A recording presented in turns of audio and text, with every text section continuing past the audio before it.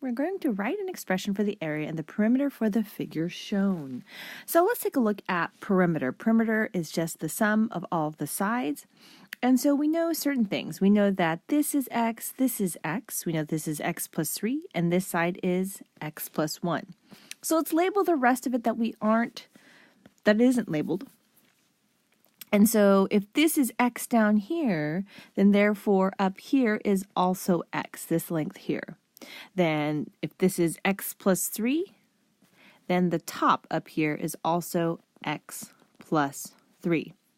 Then let's take a look at this long side on the left. And so this side here, we can say is x plus 1 here. And then the bottom side from here to here is the same as the other side. So this is x.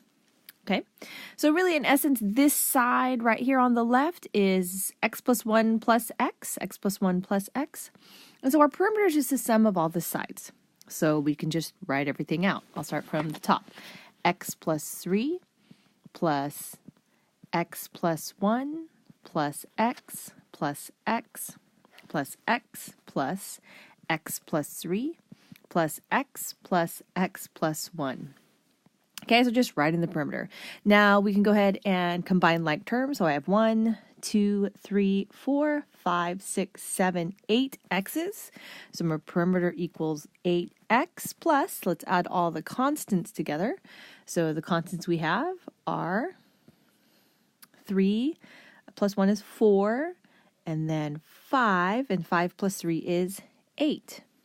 So therefore our perimeter is 8x plus 8. Now the area is a little bit more work.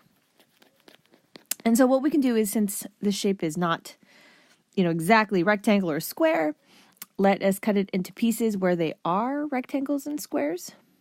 So now we have this left area here plus the other area on the right. Okay, so this is kind of like the area of the large plus the area of the large here plus the area of the small, and that'll get us the total area. Okay, so the area of the large is x plus 3 times the side. Now remember, on that side that was x plus 1 plus our x value, and so we can even simplify that. That will actually become x plus x is 2x, so this side will be 2x plus 1. So we can think about the area of the large is x plus 3 times 2x plus 1. Then we're going to add the area of the small square. And so that is length times width, or base times height. And so that's just x times x. So we need to simplify. We need to multiply everything all the way through. So this becomes 2x squared plus x plus 6x plus 3, and then plus x squared. Now combine like terms. We can combine our x squared, so that is 3x squared plus 7x plus 3. Now this is the area, an expression of the area of the figure shown.